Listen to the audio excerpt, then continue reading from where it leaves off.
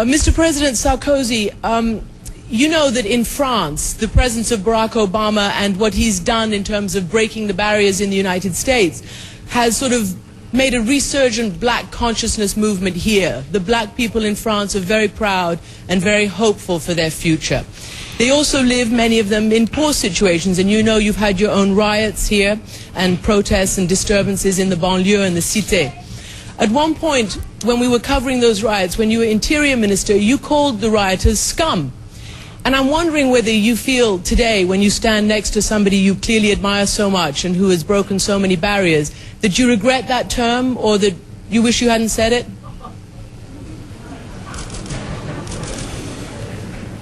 Je vous félicite, Madame, pour votre connaissance exceptionnelle de la vie politique française. On your exceptional knowledge of French political life and your contribution to friendship between people. But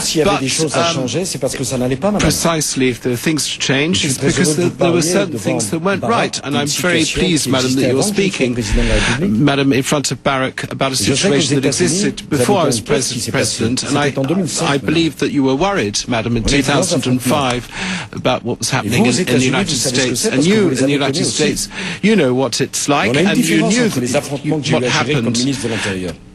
The confrontations that I had to manage, I'd like you to appreciate that not one single shot was fired by the police in France. The only injured person was a member of the police, but since my election there have been no riots because we have put into place a development plan which is considerable, and what we want to do is that the political adventure of Barack Obama is not just simply reserved to that great country, the United States. It's been almost 3 decades. For 3 decades, all your foreign ministers do not have Madam Rice, Colin Powell. That's why I like the United States, and that's why in the French government there is Rachid Dati, there is Frédéric Amara, there's Mayade, so that everyone is given a chance. So what the United States has done with regards to what I spoke about in Barack Obama today, this is what we want to do. And the last point, when I spoke about the positive discrimination, positive action, the way the United States, the way it has of saying that at the top of the country, it must be the same as at the bottom. That's what I want to do, but I don't know if it was to please me, but your question really pleased me. Do come back. Thank you.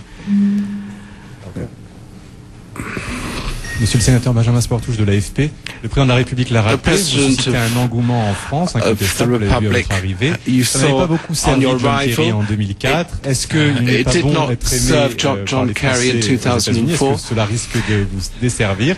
Et est-ce que cela explique aussi que vous restez si peu de temps en France, alors que vous avez resté beaucoup plus longtemps chez nos amis allemands? Whilst you spent much more time with our German friends, will it not work against you? The speech that I gave in Germany was hopefully speaking to a broad European audience. And I hope that some of my friends in France were able to hear my desire for a strengthening relationship between the United States and Europe. I think for too long there has been a caricature on both sides of the Atlantic. The Europeans, I think, have seen Americans just as unilateral and militaristic, and have tended to forget the extraordinary sacrifices that U.S. military, but also U.S. taxpayers have made in helping to rebuild Europe, but also helping to provide security and development around the world. On the other hand, in the United States, there's been a tendency to think that, well, you know, the Europeans don't want to get their hands dirty on some of these difficult security issues.